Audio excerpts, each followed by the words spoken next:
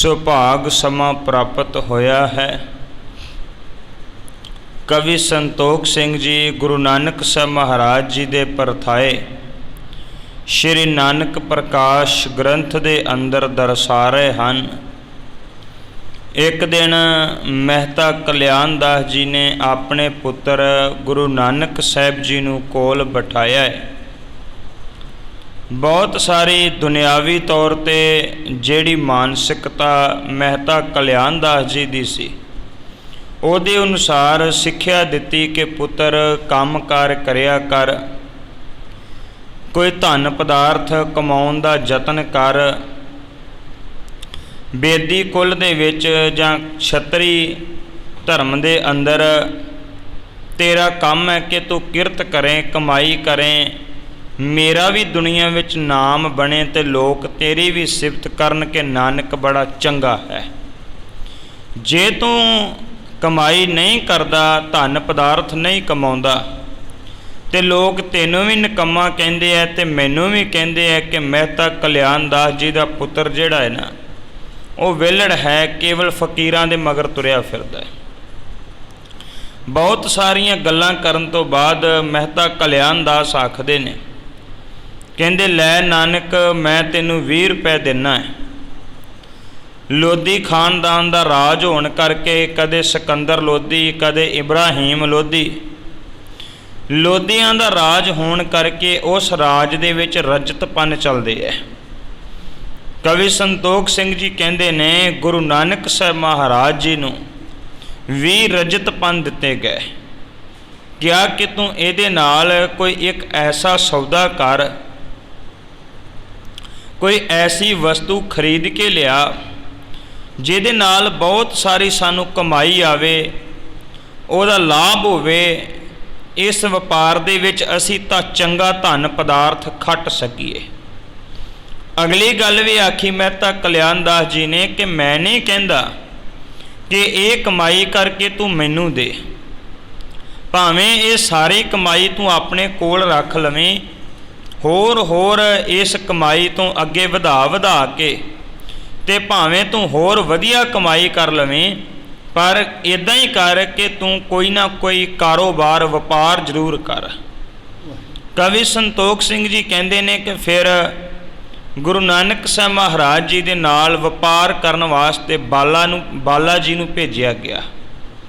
ਭਾਵੇਂ ਕਿ ਭਾਈ ਬਾਲਾ ਜੀ ਦਾ ਜ਼ਿਕਰ ਹੋਰ ਕਿਸੇ ਵੀ ਇਤਿਹਾਸਕ ਗ੍ਰੰਥ ਵਿੱਚ ਨਹੀਂ ਆਇਆ, ਬਲਕਿ ਸਿੱਖ ਪੰਥ ਦੇ ਮਹਾਨ ਵਿਦਵਾਨ ਤੇ ਪਹਿਲੇ ਵਿਆਖਿਆਕਾਰ ਭਾਈ ਗੁਰਦਾਸ ਸਾਹਿਬ ਜੀ ਨੇ ਵੀ ਉਹਨਾਂ ਦਾ ਕੋਈ ਜ਼ਿਕਰ ਨਹੀਂ ਕੀਤਾ। ਉਹਨਾਂ ਨੇ ਵੀ ਕੇਵਲ ਮਰਦਾਨਾ ਜੀ ਦਾ ਜ਼ਿਕਰ ਕੀਤਾ ਹੈ।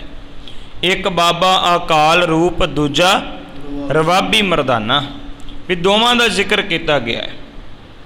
ਜਿਹੜੇ ਉਹਨਾਂ ਨੇ ਗੁਰੂ ਦੇ ਸਿੱਖਾਂ ਦਾ ਜ਼ਿਕਰ ਕੀਤਾ ਹੈ, ਉਹਨਾਂ ਵਿੱਚ ਵੀ ਕਿਧਰੇ ਵੀ ਭਾਈ ਗੁਰਦਾਸ ਸਾਹਿਬ ਜੀ ਨੇ ਬਾਲੇ ਦਾ ਕੋਈ ਜ਼ਿਕਰ ਨਹੀਂ ਕੀਤਾ। ਬਾਕੀ ਜਿਹੜੇ ਧਰਮ ਗ੍ਰੰਥ ਨੇ ਇਤਿਹਾਸ ਨਾਲ ਸੰਬੰਧਿਤ ਹੈ, ਉਹਨਾਂ ਵਿੱਚ ਵੀ ਬਾਲੇ ਦਾ ਕੋਈ ਜ਼ਿਕਰ ਨਹੀਂ। ਇੱਕ ਇਤਿਹਾਸਕ ਗ੍ਰੰਥ ਦੇ ਵਿੱਚ ਨੌਕਰ ਦਾ ਜ਼ਿਕਰ ਆਇਆ ਵੀ ਇੱਕ ਨੌਕਰ ਨੂੰ ਭੇਜਿਆ ਗਿਆ। ਕੁਝ ਵੀ ਹੋਵੇ, ਗੁਰੂ ਨਾਨਕ ਸਾਹਿਬ ਮਹਾਰਾਜ ਜੀ ਦੇ ਨਾਲ ਵਪਾਰ ਕਰਨ ਵਾਸਤੇ ਕੋਈ ਨੌਕਰ ਜਾਂ ਭਾਈ ਬਾਲਾ ਜੀ ਜਾਂਦੇ ਹੈ। ਜਦੋਂ ਨਾਲ ਤੁਰਦੇ ਹੈ ਤੇ ਪਿਤਾ ਜਿਹੜੇ ਮਹਿਤਾ ਕਲਿਆਣ ਦਾਸ ਜੀ ਹੈ, ਘਰ ਦੇ ਵਿੱਚੋਂ ਜਦੋਂ ਤੋਰਨ ਵਾਸਤੇ ਆਏ ਨਾ, ਪਿੰਡ ਤੋਂ ਬਾਹਰ ਤੱਕ ਤੋਰਨ ਆਏ ਤੇ ਨਾਲ ਜਾਂਦਿਆਂ ਵੀ ਸਿੱਖਿਆ ਦਿੰਦੇ ਰਹੇ, ਨਾਨਕ ਵੇਖੀ ਕਿਤੇ ਹੁਣ ਕਿਧਰੇ ਕੋਈ ਗਲਤੀ ਨਾ ਹੋ ਜਾਵੇ, ਇਸ ਵਾਰੀ ਤੂੰ ਇੱਦਾਂ ਦਾ ਕੋਈ ਵਪਾਰ ਕਰੀਂ, ਇੱਦਾਂ ਦੀ ਵਸਤੂ ਖਰੀਦ ਕੇ ਲਿਆਈ ਜਿਹਦੇ ਨਾਲ ਸਾਨੂੰ ਤੇ ਸਾਡੇ ਸਾਰੇ ਪਰਿਵਾਰ ਨੂੰ ਬਹੁਤ ਜ਼ਿਆਦਾ ਕੋਈ ਫਾਇਦਾ ਹੋਵੇ, ਕਿਧਰੇ ਵੀ ਹੁਣ ਕੋਈ ਨੁਕਸਾਨ ਨਾ ਹੋ ਜਾਵੇ, ਸਾਨੂੰ ਬਹੁਤ ਲਾਭ ਖੱਟਣ ਨੂੰ ਮਿਲੇ। ਇੱਦਾਂ ਦਾ ਵਪਾਰ ਜਿਹੜਾ ਤੂੰ ਕਰਕੇ ਆਉਣਾ ਹੈ। ਗੁਰੂ ਨਾਨਕ ਸਾਹਿਬ ਮਹਾਰਾਜ ਘਰ ਦੇ ਵਿੱਚੋਂ ਤੁਰ ਪਏ ਹੈ। ਮਹਿਤਾ ਕਲਿਆਣ ਦਾਸ ਜੀ ਗੁਰੂ ਨਾਨਕ ਸਾਹਿਬ ਜੀ ਨੂੰ ਤੋਰ ਕੇ ਆਪ ਉਹ ਵਾਪਸ ਮੁੜ ਗਏ ਨੇ। ਤੇ ਗੁਰੂ ਨਾਨਕ ਸਾਹਿਬ ਜੀ ਕਿਵੇਂ ਅੱਗੇ ਵਪਾਰ ਕਰਨ ਵਾਸਤੇ ਜਾਂਦੇ ਹੈ, ਇਤਿਹਾਸ ਦੀ ਇਸ ਲੜੀ ਦੇ ਨਾਲ ਜੁੜਨ ਵਾਸਤੇ ਆਪ ਸਮੂਹ ਸੰਗਤ ਇੱਕ ਵਾਰ ਰਸਨਾ ਤੋਂ ਉਚਾਰਨ ਕਰਿਓ। ਸਾਰੇ ਆਖਿਓ ਜੀ ਸਤਨਾਮ ਵਾਹਿਗੁਰੂ ਸਾਹਿਬ ਜੀ।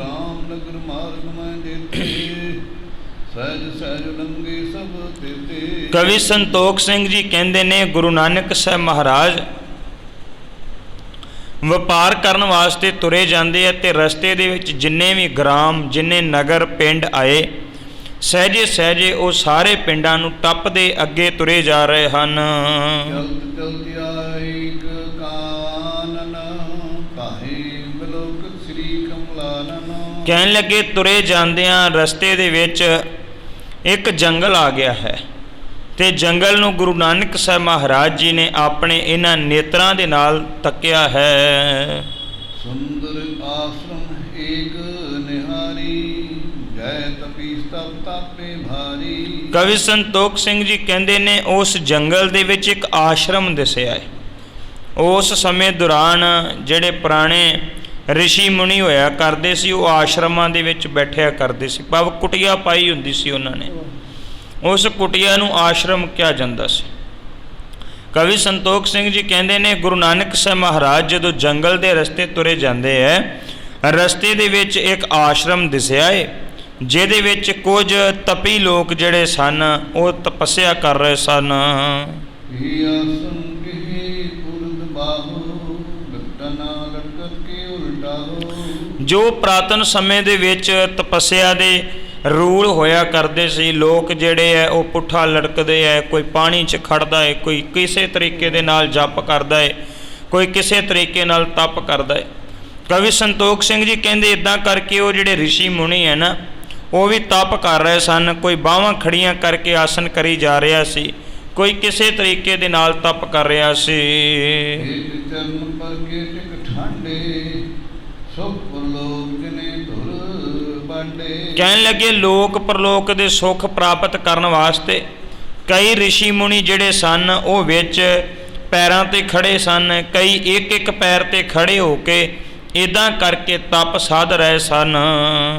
ਕਾਹੂ ਸਦਾਸਨ ਤੋ ਪਦਮਾਸਨ, ਬਾਈ ਪਾਨ ਕੋ ਰਹਿਤ ਬਿਨਾਸਨ। ਕਹਿਣ ਲੱਗੇ ਕਈ ਪਦਮ ਆਸਨ ਕਰ ਰਹੇ ਸਨ, ਚੌਂਕੜੀ ਮਾਰ ਕੇ ਬੈਠੇ ਹੋਏ ਸਨ। ਕਈ ਜਿਹੜੇ ਸਨ ਉਹ ਭੋਜਨ ਵੀ ਨਹੀਂ ਸੀ ਛਕਦੇ, ਕੇਵਲ ਪਾਣੀ ਪੀ ਕੇ ਗੁਜ਼ਾਰਾ ਕਰਦੇ ਸਨ। ਇੱਦਾਂ ਕਰਕੇ ਉਹ ਸਾਰੇ ਜਿਹੜੇ ਹਨ ਤਪ ਸਾਧਦੇ ਹਨ। ਸਵੇਤ ਰੰਗ ਲਾਈ ਪਸਮੰਗਾ, ਜਗਾ ਸੀਸ ਦਿਨ ਭੂਤ ਗੰਗਾ। ਕਹਿਣ ਲੱਗੇ ਕਈਆਂ ਨੇ ਆਪਣੇ ਸਰੀਰ ਦੇ ਉੱਪਰ ਸਵਾਹ ਮਲੀ ਹੋਈ ਸੀ ਤੇ ਕਈ ਜਿਹੜੇ ਸਨ ਉਹ ਆਪਣੇ ਸਰੀਰ 'ਤੇ ਸਵਾਹ ਮਲ ਕੇ ਤੇ ਬਾਕੀ ਜਿਹੜੇ ਅੰਗ ਸਨ ਉਹਨਾਂ ਦੇ ਉੱਪਰ ਵੀ ਸਵਾਹ ਮਲ ਕੇ ਉੱਥੇ ਬੈਠੇ ਹੋਏ ਸਨ।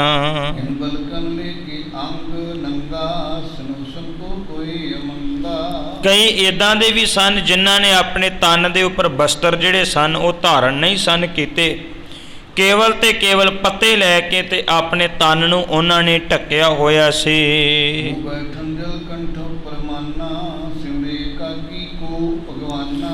ਕਹਿਣ ਲੱਗੇ ਕਈ ਉਹਨਾਂ ਦੇ ਵਿੱਚ ਤਪੀ ਲੋਕ ਜਿਹੜੇ ਸਨ ਉਹ ਠੰਡੇ ਪਾਣੀ ਦੇ ਵਿੱਚ ਬੈਠੇ ਹੋਏ ਸਨ, ਗਲੇ ਗਲੇ ਤੱਕ ਉਹਨਾਂ ਦੇ ਠੰਡਾ ਪਾਣੀ ਸੀ, ਇੱਦਾਂ ਪ੍ਰਮਾਤਮਾ ਦੀ ਭਗਤੀ ਕਰ ਰਹੇ ਸਨ। ਠਾਂਡੇ ਦਿਨ ਰਹਿਣ ਬਿਤਾਵੇ, ਕੋ ਮੋਨੀ ਨੇ ਬਚਨੇ ਰਾਵੇ। ਕਹਿਣ ਲੱਗੇ ਕਈ ਠੰਡੀਆਂ ਰਾਤਾਂ ਦੇ ਵਿੱਚ ਬੈਠਦੇ ਸਨ ਤੇ ਕਈ ਜਿਹੜੇ ਸਨ ਉਹ ਚੁੱਪ ਕਰਕੇ ਮੌਨ ਧਾਰ ਕੇ ਬੈਠੇ ਹੋਏ ਸਨ। ਉਹ ਨਿਜ ਮ੍ਰਿਤ ਨਿਰਹੋਦਨ ਕਰਹੀ, ਸੁਖ ਨਾ ਸੁਰਗ ਤਿਨ ਸੰਪ੍ਰਹਰਈ। ਕਹਿਣ ਲੱਗੇ ਇੱਦਾਂ ਕਰਕੇ ਕਈ ਜਿਹੜੇ ਸਨ ਬੜੇ ਪ੍ਰਸੰਨ ਸਨ, ਖੁਸ਼ ਹੋ ਕੇ ਤੇ ਹਰ ਤਰੀਕੇ ਦੇ ਨਾਲ ਯਤਨ ਕਰ ਰਹੇ ਸਨ, ਜਿਨ੍ਹਾਂ ਨੇ ਆਪਣਾ ਤੇ ਆਲੇ ਦੁਆਲੇ ਦਾ ਮੋਹ ਦਾ ਵਿਕਾਰਾਂ ਦਾ ਤਿਆਗ ਕੀਤਾ ਹੋਇਆ ਸੀ ਤੇ ਇੱਦਾਂ ਇਕਾਗਰ ਚਿੱਤ ਹੋ ਕੇ ਬੈਠੇ ਹੋਏ ਸਨ। ਉਹ ਮਿਲ ਕਰ ਹਰ ਕਥਾ ਰਸਾਲਾ, ਪੜੇ ਸੁਨੇ ਤਰ ਪ੍ਰੇਮ ਰਸਾਲਾ। ਕਹਿਣ ਲੱਗੇ ਕਈ ਲੋਕ ਜਿਹੜੇ ਸਨ ਰਿਸ਼ੀ ਮੁਨੀ ਉਹ ਆਏ ਹੋਏ ਸ਼ਰਧਾਲੂਆਂ ਨੂੰ ਕਥਾ ਸੁਣਾ ਰਹੇ ਸਨ, ਬੜੇ ਪਿਆਰ ਦੇ ਨਾਲ ਉਹਨਾਂ ਨੂੰ ਜਿਹੜੇ ਵਿਚਾਰ ਸੀ ਉਹ ਦੱਸੇ ਜਾ ਰਹੇ ਸਨ। ਸਭ ਕੋਇ ਤਮਹੰਤ ਸੋ ਕੈਸਾ, ਮਨੋ ਸਰੀਰ ਧਾਰ ਤਪ ਬੈਸਾ। ਕਹਿਣ ਲੱਗੇ ਉਹਨਾਂ ਸਾਰੇ ਮਹੰਤਾਂ ਦੇ ਵਿੱਚੋਂ ਇੱਕ ਜਿਹੜਾ ਮਹੰਤ ਸੀ ਉਹ ਸ੍ਰੇਸ਼ਟ ਸੀ, ਉਹਨਾਂ ਸਾਰਿਆਂ ਦਾ ਮੁਖੀਆ ਸੀ ਤੇ ਉਹ ਜਿਹੜਾ ਸੀ ਉਹ ਵੀ ਤਪ ਕਰਨ ਵਾਸਤੇ ਚੁੱਪ ਕਰਕੇ ਬੈਠਾ ਹੋਇਆ ਸੀ।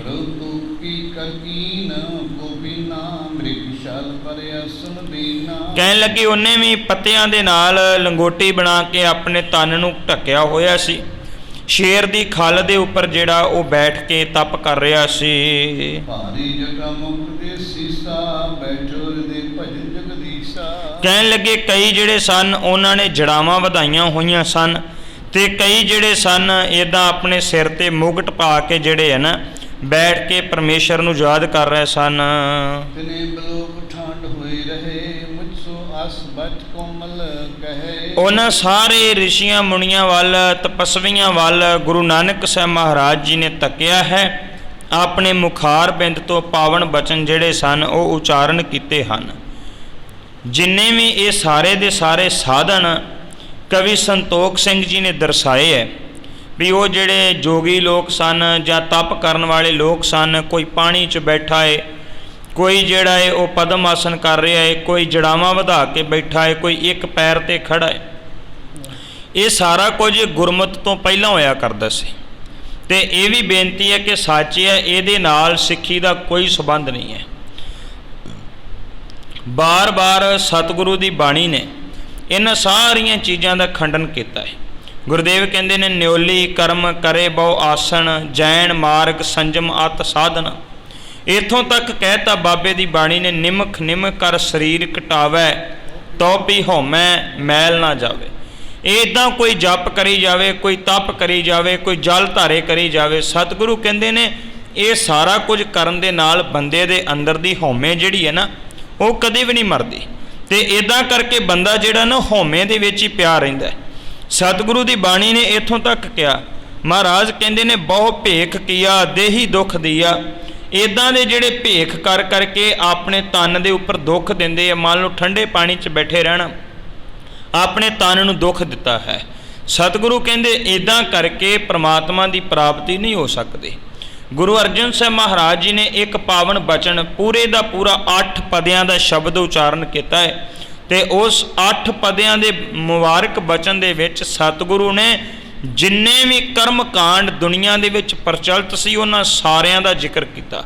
ਪਾਠ ਪੜ੍ਹਿਓ ਅਰ ਵੇਦ ਵਿਚਾਰਿਓ, ਨਿਵਲ ਭਿਅੰਗਮ ਸਾਧੇ, ਪੰਚ ਜਣਾ ਸਿਓ ਸੰਗ ਨਾ ਛੁਟਕਿਓ, ਅਧਿਕ ਅਹਮ ਬੁੱਧ ਬਾਧੇ ਪਿਆਰੇ, ਇਨ ਵਿਦ ਮਿਲਣ ਨਾ ਜਾਈ। ਮਹਾਰਾਜ ਕਹਿੰਦੇ ਇੱਦਾਂ ਨਹੀਂ ਮਿਲਿਆ ਜਾ ਸਕਦਾ। ਕੋਈ ਜਪ ਕਰੇ, ਤਪ ਕਰੇ, ਕੁਛ ਕਰ ਲਵੇ, ਕੇਵਲ ਤੇ ਕੇਵਲ ਮਿਲਣ ਦਾ ਇੱਕੋ ਹੀ ਤਰੀਕਾ ਹੈ। ਪਿਆਰੇ ਇਨ ਵਿਦ ਮਿਲਣ ਨਾ ਜਾਈ, ਮੈਂ ਕੀਏ ਕਰਮ ਅਨੇਕਾਂ, ਹਾਰ ਪਰਿਓ ਸੁਆਮੀ ਕੇ ਦੁਆਰੇ ਦੀਜੈ ਬੁੱਧ ਵਿਵੇਕਾ। ਮੈਨੂੰ ਕੇਵਲ ਵਿਵੇਕ ਬੁੱਧੀ ਦੇ, ਚੰਗੀ ਬੁੱਧੀ ਦੇ, ਮੈਨੂੰ ਗਿਆਨ ਦੇ, ਮੈਨੂੰ ਸਮਝ ਦੇ। ਆ ਸਾਰੇ ਪਖੰਡ ਜਿਹੜੇ ਆ, ਕਰਮ ਕਾਂਡ ਜਿਹੜੇ, ਸਤਿਗੁਰੂ ਕਹਿੰਦੇ ਇਹਨਾਂ ਨਾਲ ਸਾਡਾ ਕੋਈ ਸੰਬੰਧ ਨਹੀਂ। ਗੁਰੂ ਨਾਨਕ ਸਾਹਿਬ ਮਹਾਰਾਜ ਜੀ ਨੇ ਇਹ ਸਾਰਾ ਕੁਝ ਹੁੰਦਾ ਦੇਖਿਆ। ਇਹ ਨਹੀਂ ਕਿ ਸਤਿਗੁਰੂ ਜਿਹੜੇ ਉਹਨਾਂ ਤੋਂ ਵੇਖ ਕੇ ਬੜੇ ਪ੍ਰਭਾਵਿਤ ਹੋ ਗਏ ਕਿ ਬੱਲੇ ਤੁਸੀਂ ਤਾਂ ਬੜੀ ਭਗਤੀ ਕਰ ਰਹੇ ਹੋ, ਬਲਕਿ ਸਤਿਗੁਰੂ ਨੇ ਦੇਖਿਆ ਵੀ ਇਹ ਲੱਗਦਾ ਲੋਕ ਕਈ ਦਿਨਾਂ ਦੇ ਭੁੱਖੇ ਬੈਠੇ ਐ। ਇਸ ਗੱਲ ਕਰਕੇ ਵੇਖਣ ਤੋਂ ਬਾਅਦ ਗੁਰੂ ਨਾਨਕ ਸਾਹਿਬ ਮਹਾਰਾਜ ਜੀ ਜਿਹੜੇ ਹਨ ਆਪਣੇ ਮੁਖਾਰ ਬਿੰਦ ਤੋਂ ਜਿਹੜਾ ਫਰਮਾਉਣ ਲੱਗੇ ਹਨ, ਬੰਜ ਪਲੋਏ ਠਾਂ ਪਾਇਓ, ਜਾਤੀ ਤੁਝਨੇ ਮਨ ਹੈ ਭਾਇਓ। ਕਵੀ ਸੰਤੋਖ ਸਿੰਘ ਜੀ ਕਹਿੰਦੇ ਨੇ ਗੁਰੂ ਨਾਨਕ ਸਾਹਿਬ ਮਹਾਰਾਜ ਆਪਣੇ ਸਾਥੀ ਨੂੰ ਆਖਦੇ ਐ ਵੀ ਦੇਖ, ਮੈਨੂੰ ਲੱਗਦਾ ਵੀ ਇੱਥੇ ਸੌਦਾ ਕਰਨਾ ਸਭ ਤੋਂ ਵਧੀਆ ਹੋਵੇਗਾ। ਇਸ ਤੋਂ ਵਧੀਆ ਸੌਦਾ ਆਪਾਂ ਨੂੰ ਹੋਰ ਕਿਧਰੇ ਵੀ ਜਿਹੜਾ ਮਿਲ ਨਹੀਂ ਸਕਦਾ, ਤੇ ਇਹਨੂੰ ਆਪਾਂ ਨੂੰ ਛੱਡਣਾ ਵੀ ਨਹੀਂ ਚਾਹੀਦਾ। ਇਹ ਸੌਦੇ ਨੂੰ ਕਰ ਲੈਣਾ ਚਾਹੀਦਾ ਹੈ। ਪਾਈ ਮੋਲ ਜਗ ਮੈਂ ਹੀਰਾ, ਫਟਕ ਨ ਭੰਜਨ ਦੀ ਮਤ ਧੀਰਾ। ਕਹਿਣ ਲੱਗੇ ਆਹ ਸੌਦਾ ਬੜਾ ਅਮੋਲਕ ਹੋਵੇਗਾ, ਬੜਾ ਪਵਿੱਤਰ ਸੌਦਾ ਹੋਵੇਗਾ ਜੇ ਆਪਾਂ ਇਸ ਸੌਦੇ ਨੂੰ ਕਰ ਲਈਏ, ਕਿਉਂਕਿ ਇਹ ਜਿਹੜੇ ਲੋਕ ਬੈਠੇ ਹੋਏ ਹਨ ਇਹਨਾਂ ਨੂੰ ਇਹਨਾਂ ਦੀ ਕੋਈ ਸੇਵਾ ਕਰ ਦਿੰਦੇ ਹਾਂ, ਇਹ ਸਭ ਤੋਂ ਉੱਤਮ ਤੇ ਖਰਾ ਸੌਦਾ ਹੋਵੇਗਾ। ਖੋਜਤ ਮਦ ਪਯੂਖ ਕਰਿਆਈ, ਜੋ ਜਾਣੇ ਭਾਗ ਬੁਲਾਈ। ਗੁਰੂ ਨਾਨਕ ਸਾਹਿਬ ਮਹਾਰਾਜ ਕਹਿੰਦੇ ਆਪਣੇ ਸਾਥੀ ਨੂੰ, ਕਹਿੰਦੇ ਵੀ ਇਉਂ ਸਮਝ ਲਓ ਵੀ ਸਾਨੂੰ ਇੱਕ ਲੱਭਦਿਆਂ ਲੱਭਦਿਆਂ ਅੰਮ੍ਰਿਤ ਹੱਥ ਲੱਗ ਗਿਆ, ਤੇ ਵੱਡੇ ਭਾਗ ਨੇ ਕਿ ਅਸੀਂ ਕਿਸੇ ਦੀ ਸੇਵਾ ਕਰ ਸਕੀਏ। ਇਸ ਕਰਕੇ ਆਹ ਸੌਦਾ ਜਿਹੜਾ ਇਹ ਉੱਤਮ ਸੌਦਾ ਹੈ। ਬੋਲ ਪਿਤਾ ਕੀ ਆਗਿਆ ਜੋ, ਭਲੋ ਬਨਨ ਕਰਨੇ ਕੀ ਸੋ। ਗੁਰੂ ਨਾਨਕ ਸਾਹਿਬ ਮਹਾਰਾਜ ਕਹਿੰਦੇ ਵੀ ਪਿਤਾ ਨੇ ਇਹੋ ਹੀ ਕਿਹਾ ਸੀ ਨਾ ਵੀ ਉੱਤਮ ਸੌਦਾ ਕਰਨਾ ਹੈ, ਖਰਾ ਸੌਦਾ ਕਰਨਾ ਹੈ, ਜਿਹੜਾ ਸਭ ਤੋਂ ਵਧੀਆ ਸੌਦਾ ਹੋਵੇ ਉਹ ਕਰਨਾ ਹੈ। ਜੇ ਗੁਰੂ ਨਾਨਕ ਸਾਹਿਬ ਮਹਾਰਾਜ ਕਹਿੰਦੇ ਇਸ ਤੋਂ ਵਧੀਆ ਖਰਾ ਸੌਦਾ ਹੋਰ ਕੀ ਹੋ ਸਕਦਾ ਹੈ। ਜਾਤੇ ਬੰਜ ਭਾਲਦਾ ਔਰ ਨਾ, ਫਿਰ ਦੇਖੋ ਜੋ ਸਭ ਠੋਰਨਾ। ਗੁਰੂ ਨਾਨਕ ਸਾਹਿਬ ਮਹਾਰਾਜ ਕਹਿੰਦੇ ਨੇ ਲੱਭਦਿਆਂ ਇੰਨਾ ਵਧੀਆ ਸਾਨੂੰ ਵਪਾਰ ਲੱਭਾ ਏ, ਇਸ ਵਪਾਰ ਤੋਂ ਵਧੀਆ ਹੋਰ ਕੋਈ ਵਪਾਰ ਨਹੀਂ ਹੋ ਸਕਦਾ। ਭਾਵੇਂ ਕਈ ਥਾਵਾਂ ਤੇ ਅਸੀਂ ਤੁਰ ਫਿਰ ਕੇ ਵੇਖਣ ਦਾ ਯਤਨ ਕਰ ਲਈਏ, ਇਸ ਕਰਕੇ ਆਹ ਵਪਾਰ, ਆਹ ਵਾਲਾ ਸੌਦਾ ਸਭ ਤੋਂ ਉੱਤਮ ਸੌਦਾ ਹੈ। ਗੁਰੂ ਨਾਨਕ ਸਾਹਿਬ ਮਹਾਰਾਜ ਕਹਿੰਦੇ ਆ ਰਜਤ ਪੰਨ, ਆਹ ਜਿਹੜੇ ਰੁਪਈਏ ਹੈ ਨਾ, ਮੇਰਾ ਚਿੱਤ ਕਰਦਾ ਮੈਂ ਇਹਨਾਂ ਸਾਧੂਆਂ ਨੂੰ ਚੜ੍ਹਾ ਦੇਵਾਂ ਤੇ ਇਹ ਜਿਹੜੇ ਸਾਧੂ ਨੇ ਇਹਦੇ ਨਾਲ ਭੋਜਨ ਛਕ ਲੈਣਗੇ, ਕੱਪੜੇ ਲਿਆ ਕੇ ਆਪਣੇ ਤਨ ਦੇ ਉੱਪਰ ਧਾਰਨ ਕਰ ਲੈਣਗੇ। ਆਸ ਸੁਨ ਕਰ ਬਚ ਬੇਦੀ ਬਰਕੈ, ਮੈਂ ਬੋਲੂ ਕਰ ਦਿਲ ਡਰ ਕੇ। ਤੇ ਜਦੋਂ ਗੁਰੂ ਨਾਨਕ ਸਾਹਿਬ ਮਹਾਰਾਜ ਨੇ ਆਹ ਗੱਲ ਕਹੀ ਨਾ, ਜਿਹੜਾ ਨਾਲ ਆਇਆ ਸਾਥੀ ਸੀ ਉਹ ਕਹਿਣ ਲੱਗਿਆ, ਕਹਿੰਦਾ ਨਾ ਮੈਂ ਇਸ ਕੰਮ ਦੇ ਵਿੱਚ ਸ਼ਾਮਲ ਨਹੀਂ ਹੋ ਸਕਦਾ, ਕਿਉਂਕਿ ਜਿਹੜੇ ਪਿਤਾ ਕਾਲੂ ਜੀ ਹੈ ਨਾ, ਉਹਨਾਂ ਦਾ ਸੁਭਾਅ ਬੜਾ ਡਾਢਾ ਹੈ।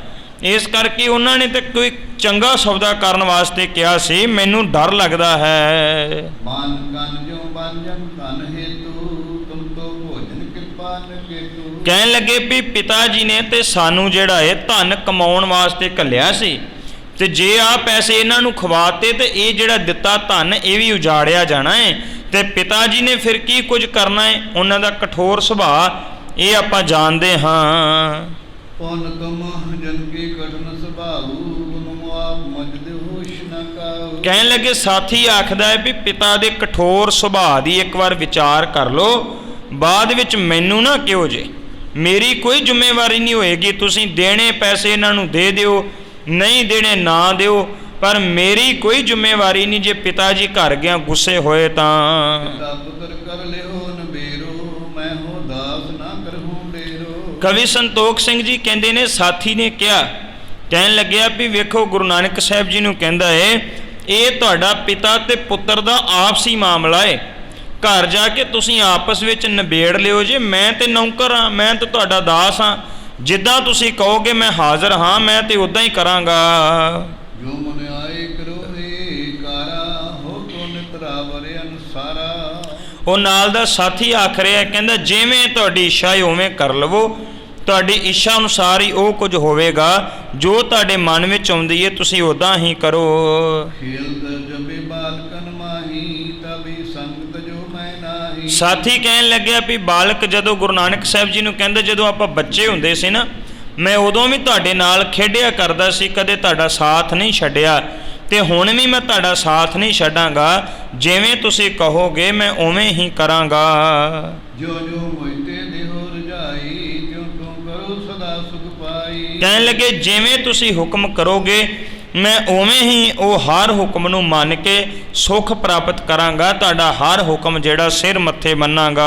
ਕਰਨੋ ਜਿਤ ਕਰੀਏ ਗੁਨਾ, ਉਰ ਮੈਂ ਆਸ ਕੇ ਮੈਂ ਦਿਨੋ ਧਰ ਕਰ ਮੈਂ। ਗੁਰੂ ਨਾਨਕ ਸਾਹਿਬ ਮਹਾਰਾਜ ਜੀ ਨੂੰ ਉਸ ਸਾਥੀ ਨੇ ਉਸੇ ਵਕਤ ਸਾਰੇ ਪੈਸੇ ਕੱਢ ਕੇ ਜਿਹੜੇ ਆ ਉਹ ਫੜਾ ਦਿੱਤੇ ਆ, ਤੇ ਕਹਿਣ ਲੱਗਿਆ ਵੀ ਹੁਣ ਤੁਸੀਂ ਆਪਣੀ ਮਰਜ਼ੀ ਨਾਲ ਵਿਚਾਰ ਕਰਕੇ ਜਿਵੇਂ ਕਰਨਾ ਚਾਹੁੰਦੇ ਉਵੇਂ ਹੀ ਕਰ ਲੈਣਾ ਕਰੋ। ਕਰ ਮੈਂ ਲਿਹੋ ਕਾਰਤਿਕ ਤਬ ਹੀ, ਗਏ ਮਹੰਤ ਸਤ ਸਭ ਜਬ ਹੀ। ਗੁਰੂ ਨਾਨਕ ਸਾਹਿਬ ਮਹਾਰਾਜ ਜੀ ਨੇ ਉਹ ਰਜਤ ਪੰਨ ਉਹ ਰੁਪਈਏ ਜਿਹੜੇ ਹੈ ਆਪਣੇ ਹੱਥ ਵਿੱਚ ਪਕੜੇ ਹੈ, ਤੇ ਤੁਰੰਤ ਗੁਰੂ ਨਾਨਕ ਸਾਹਿਬ ਮਹਾਰਾਜ ਜੀ ਉੱਥੇ ਗਏ ਹਨ ਜਿੱਥੇ ਸਾਰੇ ਮਹੰਤ ਲੋਕ ਬੈਠੇ ਹੋਏ ਸਨ। ਕਰ ਬੰਧਨ ਤਿਨ ਕੇ ਢਿਗ ਬੈਸੇ, ਕੁੰਭਜ ਨਿਕਟਰ ਭੂਕੰਮ ਜੈਸੇ। ਗੁਰੂ ਨਾਨਕ ਸਾਹਿਬ ਮਹਾਰਾਜ ਜੀ ਉਹਨਾਂ ਸਾਧੂਆਂ ਦੇ ਕੋਲ ਜਾ ਕੇ ਇੱਕ ਦੂਸਰੇ ਨੂੰ ਪ੍ਰਣਾਮ ਵਗੈਰਾ ਕੀਤੀ ਗਈ ਹੈ, ਤੇ ਗੁਰੂ ਨਾਨਕ ਸਾਹਿਬ ਮਹਾਰਾਜ ਜੀ ਜਿਹੜੇ ਹਨ ਉਹਨਾਂ ਸਾਧੂਆਂ ਦੇ ਕੋਲ ਜਾ ਕੇ ਬੈਠ ਗਏ ਹਨ। ਦਲ ਮਧੁਰ ਕਰਨਾ ਸੰਸਾਨੀ, ਬੋਲੇ ਪਰਮ ਮਨੋਹਰ ਬਾਣੀ। ਗੁਰੂ ਨਾਨਕ ਸਾਹਿਬ ਮਹਾਰਾਜ ਆਪਣੇ ਮਿੱਠੇ ਬਚਨਾਂ ਦੇ ਰਾਹੀਂ, ਕਿਰਪਾ ਭਰੇ ਬਚਨਾਂ ਦੇ ਰਾਹੀਂ ਆਪਣੇ ਮੁਖਾਰ ਬਿੰਦ ਤੋਂ ਪਾਵਨ ਬਚਨ ਬੋਲੇ ਹਨ। ਰੰਗਨੇ ਅੰਗ ਦਿਨ ਪ੍ਰੈਨ ਬਤਾਵਤ, ਪਹਿਤ ਨਹੀਂ ਕੇ ਹਾਥ ਨ ਆਵਤ। ਸਤਿਗੁਰੂ ਗੁਰੂ ਨਾਨਕ ਸਾਹਿਬ ਮਹਾਰਾਜ ਕਹਿੰਦੇ ਨੇ, ਉਹਨਾਂ ਮਹੰਤਾਂ ਨੂੰ ਕਹਿੰਦੇ ਨੇ, ਤੁਸੀਂ ਇਦਾਂ ਹੀ ਨਗਨ ਰਹਿ ਕੇ ਜਿਹੜੇ ਆ ਉਹ ਸਮਾਂ ਬਿਤਾਉਂਦੇ ਹੋ, ਕੋਈ ਕੱਪੜੇ ਨਹੀਂ ਪਹਿਨਦੇ, ਇਦਾਂ ਕਰਕੇ ਤੁਹਾਨੂੰ ਕੀ ਮਿਲਦਾ ਹੈ। ਇਸ ਰਿਤ ਮੈਂ ਤਨ ਸੀਤ ਸੰਤਾਵਤ, ਬਹੁਰੀ ਬਰਕਾ ਉਸਨੂੰ ਤਪ ਪਾਵਤ। ਸਤਿਗੁਰੂ ਕਹਿੰਦੇ ਨੇ ਵੀ ਇਹ ਵੇਖੋ, ਜਿਹੜੀ ਇਹ ਸਰਦੀ ਦੀ ਰੁੱਤ ਚੱਲ ਰਹੀ ਹੈ, ਠੰਡ ਹੈ, ਤੇ ਇਹ ਜਿਹੜੀ ਬਾਹਰ ਇੰਨੀ ਸੀਤ ਪੈ ਰਹੀ ਹੈ, ਠੰਡ ਪੈ ਰਹੀ ਹੈ, ਤੁਸੀਂ ਫਿਰ ਵੀ ਕੋਈ ਕੱਪੜੇ ਨਹੀਂ ਪਾਏ, ਤੁਹਾਨੂੰ ਠੰਡ ਨਹੀਂ ਲੱਗਦੀ। ਅਜੋ ਅਸਨ ਕਿਰਹੁ ਅਨਸਨ ਅਸਨਾ, ਦੇਤ ਕੀਰਤਨ ਜੋ ਤਨ ਬਸਨਾ। ਸਤਿਗੁਰੂ ਕਹਿੰਦੇ ਤੁਸੀਂ ਭੋਜਨ ਵੀ ਨਹੀਂ ਖਾ ਰਹੇ ਚੰਗੇ ਤਰੀਕੇ ਦੇ ਨਾਲ, ਤੇ ਭੋਜਨ ਤੋਂ ਬਿਨਾਂ ਕਿਵੇਂ ਰਹਿੰਦੇ ਹੋ, ਸਰੀਰ ਦੇ ਉੱਪਰ ਕੱਪੜੇ ਨਹੀਂ ਪਹਿਨਦੇ, ਤੁਸੀਂ ਇਦਾਂ ਕਰਕੇ ਕਿਵੇਂ ਸਮਾਂ ਬਤੀਤ ਕਰਦੇ ਹੋ। ਪ੍ਰਭਾਵਾਨ ਸੁੰਦਰ ਸਰਬੰਗਾ, ਭਸਮ ਸੰਗ ਮੈਂ ਕੀਨ ਕੁਰੰਗਾ। ਸਤਿਗੁਰੂ ਕਹਿੰਦੇ ਨੇ, ਕਹਿੰਦੇ ਵੇਖੋ ਇੰਨੇ ਸੋਹਣੇ ਤੁਹਾਡੇ ਸਰੀਰ ਹੈ, ਇਹਨਾਂ ਸਰੀਰਾਂ ਦੇ ਉੱਪਰ ਸਵਾਹ ਮਲ ਮਲ ਕੇ ਤੁਸੀਂ ਕਿੱਦਾਂ ਦਾ ਆਪਣਾ ਰੰਗ ਜਿਹੜਾ ਏ ਇਹ ਬਣਾ ਲੈਣਾ ਕੀਤਾ ਹੈ। ਰੂਪ ਮੈਂ ਭਲੇ ਹੋਊਂਗਾ, ਉਤਰ ਦੀਜੇ ਸੰਗ ਮੰਗਾ। ਗੁਰੂ ਨਾਨਕ ਸਾਹਿਬ ਮਹਾਰਾਜ ਜੀ ਨੇ ਇਹ ਸਾਰੇ ਸਵਾਲ ਜਦੋਂ ਕੀਤੇ ਨਾ, ਤੇ ਸਤਿਗੁਰੂ ਗੁਰੂ ਨਾਨਕ ਸਾਹਿਬ ਮਹਾਰਾਜ ਕਹਿੰਦੇ ਨੇ ਹੁਣ ਇਸ ਗੱਲ ਦਾ ਮੈਨੂੰ ਉੱਤਰ ਜਿਹੜਾ ਏ ਉਹ ਜ਼ਰੂਰ ਦੇਣਾ ਕਰੋ। ਰਿਸ਼ੀਕੇਸ਼ ਸੁਨ ਬੋਲਿਓ ਬਾਣੀ, ਮੁਕਤ ਕੇ ਮਾਰਗ ਸਾਤ ਰਸਮਾਨੀ। ਜਦੋਂ ਗੁਰੂ ਨਾਨਕ ਸਾਹਿਬ ਮਹਾਰਾਜ ਜੀ ਨੇ ਇਹ ਮੁਬਾਰਕ ਬਚਨ ਕਹੇ, ਉਸ ਤੋਂ ਬਾਅਦ ਉਹ ਜਿਹੜਾ ਰਿਸ਼ੀ ਸੀ, ਭਾਵ ਉਹ ਜਿਹੜੇ ਮਹੰਤ ਲੋਕ ਬੈਠੇ ਹੋਏ ਸਨ, ਉਹ ਆਪਣੇ ਮੁਖ ਤੋਂ ਬੋਲਿਆ ਹੈ। ਸਾਧ ਵੇਖ ਜੰਤਰਿਓ ਸਰੀਰਾ, ਤਾਂ ਕੋ ਚੀਤ ਸੰਜਮ ਚੀਰਾ। ਉਹ ਕਹਿਣ ਲੱਗਿਆ ਕਿ ਅਸੀਂ ਸਾਧੂ ਲੋਕ ਹਾਂ, ਸਾਡਾ ਸੰਸਾਰ ਦੇ ਨਾਲ ਕੋਈ ਲੈਣਾ ਦੇਣਾ ਨਹੀਂ, ਇਸ ਕਰਕੇ ਅਸੀਂ ਕੱਪੜਿਆਂ ਤੋਂ ਵੀ ਜਿਹੜਾ ਉਹ ਸੰਕੋਚ ਹੀ ਕਰਦੇ ਹਾਂ, ਕੋਈ ਬਹੁਤੇ ਕੱਪੜੇ ਵੀ ਧਾਰਨ ਨਹੀਂ ਕਰਦੇ। ਹੋਰ ਸੁਨੋ ਭੋਜਨ ਕੀ ਰੀਤੀ, ਸੋ ਹਮ ਚਾਹਤ ਹੋਤ ਨੀਤੀ। ਕਹਿਣ ਲੱਗੇ ਕਿ ਜਿਹੜੀ ਭੋਜਨ ਦੀ ਗੱਲ ਹੈ, ਉਹ ਭੋਜਨ ਜਿਹੜੀ ਹੈ ਉਹ ਮਨੁੱਖ ਦੀ ਇੱਛਾ ਦੇ ਉੱਪਰ ਆਧਾਰਿਤ ਹੈ। ਭੋਜਨ ਹੋਵੇ ਚਾਹੇ ਨੀਂਦ ਹੋਵੇ, ਉਹ ਬੰਦੇ ਦੇ ਸਰੀਰ ਦੇ ਵੱਸ ਹੁੰਦਾ ਹੈ ਕਿ ਉਹਨੇ ਕਿੰਨਾ ਕੁ ਛਕਣਾ ਹੈ, ਕਿੰਨਾ ਕੁ ਸੌਣਾ ਹੈ। ਜੇ ਮਨੁੱਖ ਚਾਹੇ ਤੇ ਇਹਨੂੰ ਬਹੁਤ ਜ਼ਿਆਦਾ ਵਧਾ ਸਕਦਾ ਹੈ, ਮਨੁੱਖ ਚਾਹੇ ਤੇ ਇਹਨੂੰ ਬਹੁਤ ਜ਼ਿਆਦਾ ਘਟਾ ਸਕਦਾ ਹੈ। ਗੁਰਮਤਿ ਦੇ ਅਨੁਸਾਰ, ਗੁਰਬਾਣੀ ਦੇ ਅਨੁਸਾਰ, ਸਤਿਗੁਰੂ ਦੀ ਬਾਣੀ ਨੇ ਜੋ ਕਿਹਾ, ਮਹਾਰਾਜ ਕਹਿੰਦੇ ਇੰਨਾ ਵੀ ਨਾ ਖਾ ਕਿ ਇਹ ਜਿਹੜਾ ਸਰੀਰ ਹੈ ਇਹ ਬਰਬਾਦ ਹੋ ਜਾਵੇ, ਤੇ ਇੰਨਾ ਵੀ ਛੱਡ ਹੀ ਨਾ ਦੇ ਬਿਲਕੁਲ ਕਿ ਜਿਹੜਾ ਸਰੀਰ ਹੈ ਇਹ ਕਮਜ਼ੋਰ ਪੈ ਜਾਵੇ। ਲੋੜ ਅਨੁਸਾਰ ਇਹਨੂੰ ਛਕਣਾ ਚਾਹੀਦਾ ਹੈ, ਲੋੜ ਅਨੁਸਾਰ ਸਰੀਰ ਨੂੰ ਆਰਾਮ ਦੇਣਾ ਚਾਹੀਦਾ ਹੈ। ਉਹ ਜਿਹੜਾ ਉੱਥੇ ਬੈਠਾ ਹੋਇਆ ਮਹੰਤ ਹੈ, ਉਹ ਕਹਿੰਦਾ ਹੈ ਵੀ ਸਾਡੀ ਇੱਛਾ ਹੈ, ਅਸੀਂ ਇੱਛਾ ਦੇ ਅਨੁਸਾਰ ਇਸ ਭੋਜਨ ਨੂੰ ਜਿਹੜਾ ਉਹ ਘਟਾ ਲਿਆ ਹੈ। ਸਿੰਘਾਸਨ ਸੰਤੋਖ ਸੁਹਾਵਾ, ਤਾਂ ਪੁਰ ਬੈਸ ਪਰਮ ਸੁਖ ਪਾਵਾ। ਕਹਿਣ ਲੱਗੇ ਅਸੀਂ ਸਬਰ ਦੇ ਵਿੱਚ ਰਹਿੰਦੇ ਹਾਂ, ਸਬਰ ਦੇ ਉਸ ਸਿੰਘਾਸਨ ਤੇ ਬੈਠੇ ਹਾਂ ਜਿੱਥੇ ਬੈਠ ਕੇ ਬੜਾ ਪਰਮ ਸੁੱਖ ਮਿਲ ਰਿਹਾ ਹੈ, ਭਾਵ ਸਬਰ ਦੇ ਨਾਲ ਥੋੜਾ ਭੋਜਨ ਖਾ ਕੇ ਗੁਜ਼ਾਰਾ ਕਰ ਲੈਂਦੇ ਹਾਂ। ਲਬ ਜੋ ਦਾਸ ਹਮਾਰੀ, ਸੇਵਾ ਕਰੇ ਅਨੇਕ ਪ੍ਰਕਾਰੀ। ਕਹਿਣ ਲੱਗੇ ਸਾਡੇ ਜੋ ਕਰਮਾਂ ਦੇ ਵਿੱਚ ਹੁੰਦਾ ਹੈ ਨਾ, ਉਹ ਕਰਮਾਂ ਦੇ ਅਨੁਸਾਰ ਕਈ ਲੋਕ ਜਿਹੜੇ ਹਨ, ਨੇਕ ਇਨਸਾਨ ਜਿਹੜੇ ਹਨ, ਉਹ ਆਣ ਕੇ ਸਾਨੂੰ ਇਦਾਂ ਹੀ ਦੇ ਜਾਂਦੇ ਹਨ। ਬੁੱਢ ਸੰਗ ਮੋਹ ਬਿਤਪ ਤਾਪਨ, ਮੋਹ ਦ੍ਰਿਪਤ ਪਤਿਤ ਨਾ ਖਾਪਨ। ਕਹਿਣ ਲੱਗੇ ਅਸੀਂ ਦਿਨ ਰਾਤ ਸੰਘਰਸ਼ ਕਰਦੇ ਹਾਂ। ਪੁੱਛਾਂਗੇ ਵੀ ਸੰਘਰਸ਼ ਤੁਸੀਂ ਕਾਹਦੇ ਨਾਲ ਕਰਦੇ ਹੋ? ਉਹ ਕਹਿੰਦੇ ਅਸੀਂ ਦਿਨ ਰਾਤ ਸੰਘਰਸ਼ ਕਰਦੇ ਹਾਂ ਕਾਮ, ਕ੍ਰੋਧ, ਲੋਭ, ਮੋਹ, ਹੰਕਾਰ ਦੇ ਨਾਲ, ਇਹਨਾਂ ਔਗਣਾਂ ਦੇ ਨਾਲ ਸੰਘਰਸ਼ ਕਰਕੇ ਤੇ ਇਹਨਾਂ ਨੂੰ ਜਿੱਤਣ ਦਾ ਉਪਰਾਲਾ ਕਰਦੇ ਹਾਂ। ਸਤ ਕੇ ਛਤਰ ਸੀਸ ਪਰ ਝੂਲੇ, ਜਾਸ ਬਲੋਕ ਦਬਤ ਪ੍ਰਤਕੂਲੇ। ਕਹਿਣ ਲੱਗੇ ਅਸੀਂ ਚਾਹੁੰਦੇ ਵੀ ਸੱਚ ਦਾ ਛਤਰ ਜਿਹੜਾ ਹੈ ਉਹ ਸਾਰਿਆਂ ਦੇ ਉੱਪਰ ਤੇ ਸਾਡੇ ਸਿਰ ਦੇ ਉੱਪਰ ਵੀ ਝੂਲੇ। ਆ ਜਿਹੜੇ ਝੂਠ ਹੈ, ਔਗਣ ਹੈ, ਇਹ ਜਿਹੜੇ ਵੈਰੀ ਬਣੇ ਹੋਏ ਹੈ, ਇਹਨਾਂ ਸਾਰਿਆਂ ਨੂੰ ਆਪਾਂ ਨਾਸ਼ ਕਰ ਦਈਏ। ਆਪ ਚਲ ਜਬ ਕੋ ਅਸੁਖ ਪਾਏ, ਅੰਤ ਨ ਤਪ ਕੋ ਮਨ ਬਿਸਕ ਬ੍ਰਮਾਏ। ਕਹਿਣ ਲੱਗੇ ਇਦਾਂ ਕਰਕੇ ਜਿਸ ਦਾ ਮਨ ਟਿਕ ਜਾਂਦਾ ਏ, ਮਨ ਟਿਕਣ ਦੇ ਨਾਲ ਮਨੁੱਖ ਨੂੰ ਬਹੁਤ ਜ਼ਿਆਦਾ ਸੁੱਖ ਮਿਲਦਾ ਏ, ਫਿਰ ਉਹਦਾ ਮਨ ਜਿਹੜਾ ਹੋਰ ਕਿਸੇ ਪਾਸੇ ਮੋਹਿਆ ਨਹੀਂ ਜਾਂਦਾ। ਸੰਤੁਕਤ ਕੀ ਸੁਨ ਕਰ ਜੁਗਤੰ, ਹਰਕਤ ਸ੍ਰੀ ਨਾਨਕ ਬਚਨੰਤਰੰ। ਕਵੀ ਸੰਤੋਖ ਸਿੰਘ ਜੀ ਕਹਿੰਦੇ ਜਦੋਂ ਉਸ ਸਾਧੂ ਨੇ ਇਹ ਬਚਨ ਕਹੇ, ਗੁਰੂ ਨਾਨਕ ਸਾਹਿਬ ਮਹਾਰਾਜ ਜੀ ਨੇ ਇਹ ਬਚਨ ਸੁਣੇ ਹੈ, ਸਤਿਗੁਰੂ ਬੜੇ ਪ੍ਰਸੰਨ ਹੋਏ ਹਨ। ਰਾਵਰ ਨਾਮ ਸੁਨ ਅਬਲਾਖਾ, ਤੁਮ ਹੋ ਧਨ ਧਰਮ ਦਿਖ ਰਾਖਾ। ਗੁਰੂ ਨਾਨਕ ਸਾਹਿਬ ਮਹਾਰਾਜ ਕਹਿ ਰਹੇ ਹਨ, ਕਹਿੰਦੇ ਵੀ ਸੱਚਮੁੱਚ ਤੁਸੀਂ ਧਰਮ ਦੀ ਘਾਲਣਾ ਜਿਹੜੀ ਹੈ ਉਹ ਘਾਲ ਰਹੇ ਹੋ, ਸੱਚੀ ਮੁੱਚੀ ਤੁਸੀਂ ਸਬਰ ਧਾਰਨ ਕੀਤਾ ਹੋਇਆ ਹੈ। ਸਤਿਗੁਰੂ ਇਸ ਗੱਲ ਦੇ ਉੱਪਰ ਪ੍ਰਸੰਨ ਹੁੰਦੇ ਹਨ।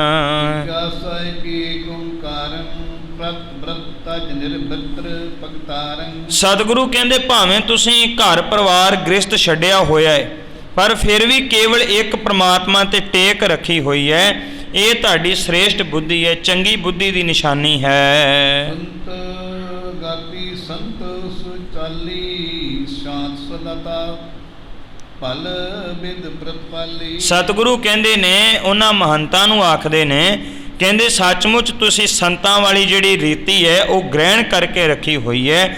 ਜਿਹੜੀ ਸੰਤ ਦੀ ਇੱਕ ਰੀਤ ਹੋਣੀ ਚਾਹੀਦੀ ਹੈ, ਉਸ ਰੀਤ ਨੂੰ ਤੁਸੀਂ ਪਾਲਿਆ ਹੈ। ਵੈਸ ਕਿਸ਼ੋਰ ਵਿਖੇ ਅਪਮਾਨੀ ਸਤਸੰਗਤ ਪਰ ਸੁਮਤ ਲਵਾਨੀ। ਜਦੋਂ ਗੁਰੂ ਨਾਨਕ ਸਾਹਿਬ ਮਹਾਰਾਜ ਐਵੇਂ ਕਹਿ ਰਹੇ ਹਨ ਤੇ ਉਹ ਜਿਹੜੇ ਅੱਗੋਂ ਸਾਧੂ ਹਨ ਉਹਨਾਂ ਨੇ ਵੀ ਕਿਹਾ, ਕਹਿਣ ਲੱਗੇ ਤੁਸੀਂ ਨਿੱਕੀ ਉਮਰ ਦੇ ਲੱਗਦੇ ਹੋ ਤੇ ਨਿੱਕੀ ਉਮਰ ਦੇ ਜਿਹੜੇ ਹੋ ਤੁਸੀਂ ਬਹੁਤ ਬੁੱਧੀਮਾਨ ਹੋ, ਚੰਗੇ ਖਿਆਲਾਂ ਵਾਲੇ ਹੋ, ਤੁਹਾਡੇ ਵਿੱਚ ਵੀ ਚੰਗੇ ਗੁਣ ਜਿਹੜੇ ਹਨ ਉਹ ਚੰਗੇ ਗੁਣ ਸਾਨੂੰ ਨਜ਼ਰ ਆ ਰਹੇ ਹਨ। ਭਾਵੇਂ ਨਿੱਕੀ ਉਮਰ ਦੇ ਵਿੱਚ ਤੁਸੀਂ ਚੰਗੀ ਬੁੱਧੀ ਵਾਲੇ, ਸ੍ਰੇਸ਼ਟ ਬੁੱਧੀ ਵਾਲੇ ਹੋ।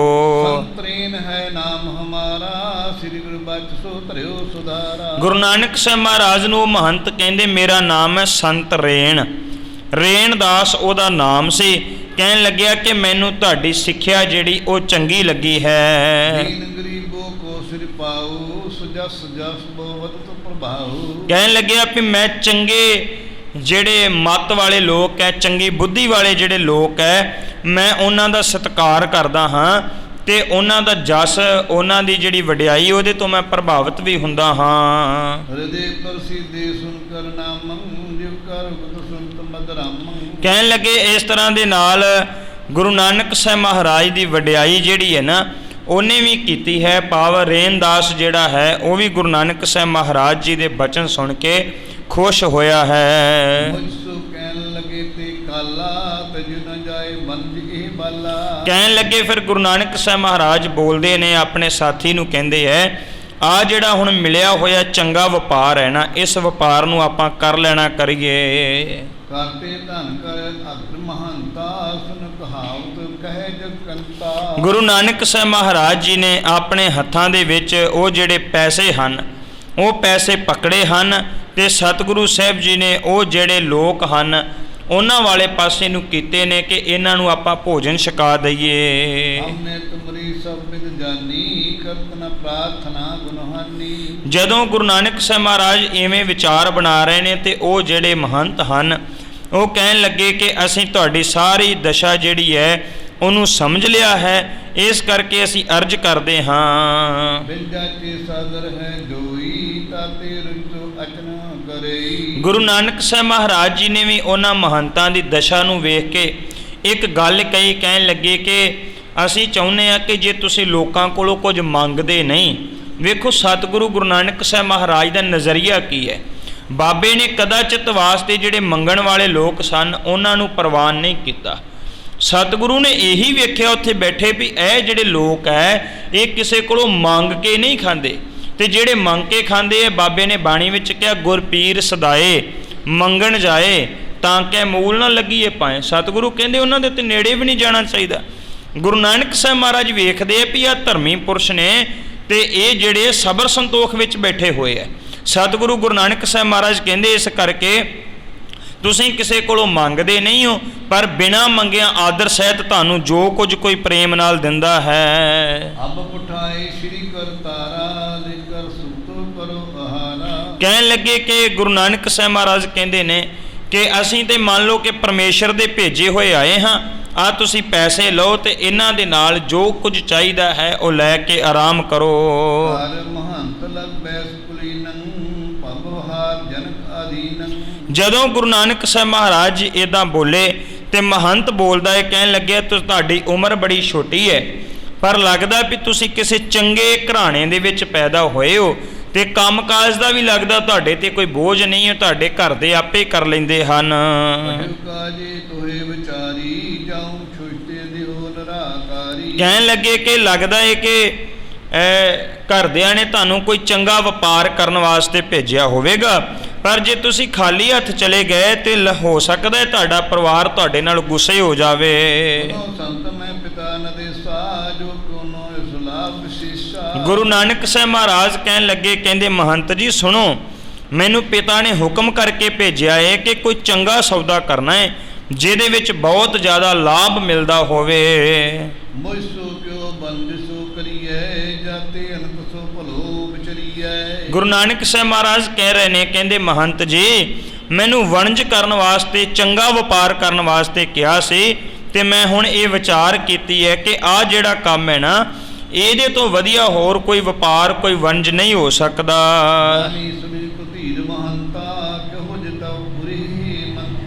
ਜਦੋਂ ਮਹੰਤ ਨੇ ਇਹ ਗੱਲ ਗੁਰੂ ਨਾਨਕ ਸਾਹਿਬ ਮਹਾਰਾਜ ਨੂੰ ਕਹੀ, ਤੇ ਮਹੰਤ ਜਿਹੜਾ ਹੈ ਗੁਰੂ ਨਾਨਕ ਸਾਹਿਬ ਮਹਾਰਾਜ ਨੂੰ ਕਹਿ ਰਿਹਾ ਕਿ ਤੇਰੇ ਪਰਿਵਾਰ ਦੇ ਲੋਕ ਜਿਹੜੇ ਗੁੱਸੇ ਹੋਣਗੇ। ਤੇ ਗੁਰੂ ਨਾਨਕ ਸਾਹਿਬ ਮਹਾਰਾਜ ਨੇ ਸਾਰੀ ਗੱਲ ਵਿਚਾਰਨ ਤੋਂ ਬਾਅਦ ਕਿਹਾ ਕਿ ਮੈਂ ਦ੍ਰਿੜ ਨਿਸ਼ਚੇ ਦੇ ਨਾਲ ਇਹ ਗੱਲ ਕਹਿ ਰਿਹਾ ਹਾਂ। ਲੈ ਜਾਓ ਤਨੇ ਕੀ ਨਗਰੀ, ਭੋਜਨ ਸੋ ਜਾਨ ਦਿਓ ਸਗਰੀ। ਮਹੰਤ ਕਹਿਣ ਲੱਗੇ ਜੇ ਤੂੰ ਦ੍ਰਿੜ ਨਿਸ਼ਚੇ ਦੇ ਨਾਲ ਕਹਿ ਰਿਹਾ ਹੈ ਤੇ ਫਿਰ ਇਦਾਂ ਕਰ, ਬਾਜ਼ਾਰ ਦੇ ਵਿੱਚੋਂ ਜਾ ਕੇ ਸਾਨੂੰ ਕੋਈ ਰਸਤ ਲਿਆ ਦੇ। ਅਸੀਂ ਤੇਰੇ ਰਜਤਪਨ ਨਹੀਂ ਰੱਖਣੇ, ਅਸੀਂ ਤੇਰੇ ਪੈਸੇ ਨਹੀਂ ਰੱਖਣੇ। ਇਦਾਂ ਕਰ ਕੋਈ ਭੋਜਨ ਲੈ ਕੇ ਆ, ਕੋਈ ਕੱਪੜਾ ਇਤਿਆਦਿਕ ਜਿਹੜਾ ਉਹ ਲੈ ਕੇ ਆ। ਗੁਰੂ ਨਾਨਕ ਸਾਹਿਬ ਮਹਾਰਾਜ ਜੀ ਨੇ ਜਦੋਂ ਇਹ ਗੱਲ ਸੁਣੀ ਹੈ ਤੇ ਸਤਿਗੁਰੂ ਗੁਰੂ ਨਾਨਕ ਸਾਹਿਬ ਮਹਾਰਾਜ ਸ਼ਹਿਰ ਵਾਲੇ ਪਾਸੇ ਨੂੰ ਤੁਰ ਪਏ ਹਨ।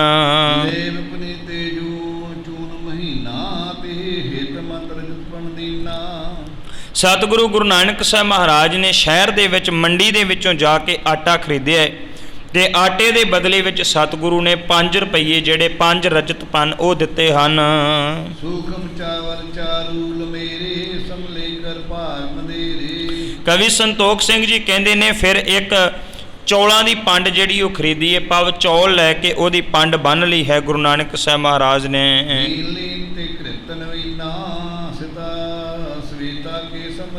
ਕਵੀ ਸੰਤੋਖ ਸਿੰਘ ਜੀ ਕਹਿੰਦੇ ਫਿਰ 3 ਰੁਪਏ ਦਾ ਗੁਰੂ ਨਾਨਕ ਸਾਹਿਬ ਮਹਾਰਾਜ ਜੀ ਨੇ ਘਿਓ ਖਰੀਦਿਆ ਹੈ, ਤੇ ਘਿਓ ਦੇ ਨਾਲ ਨਾਲ ਗੁਰੂ ਨਾਨਕ ਸਾਹਿਬ ਮਹਾਰਾਜ ਨੇ ਖੰਡ ਜਿਹੜੀ ਹੈ ਨਾ ਉਹ ਵੀ ਖਰੀਦ ਲਈ ਹੈ।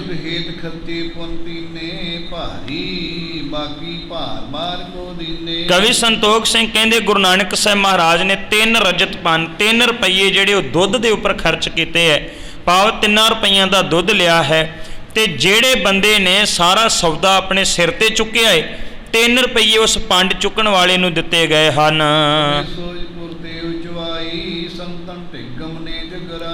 ਇਹ ਸਾਰੇ ਦਾ ਸਾਰਾ ਸਮਾਨ ਲੈ ਕੇ, ਸੌਦਾ ਲੈ ਕੇ, ਖੰਡ ਘਿਓ ਆਟਾ ਤੇ ਦੁੱਧ ਲੈ ਕੇ ਗੁਰੂ ਨਾਨਕ ਸਾਹਿਬ ਮਹਾਰਾਜ ਜੀ ਉਹਨਾਂ ਸੰਤਾਂ ਭਾਵ ਉਹਨਾਂ ਮਹੰਤਾਂ ਦੇ ਕੋਲ ਪੁੱਜ ਗਏ ਹਨ।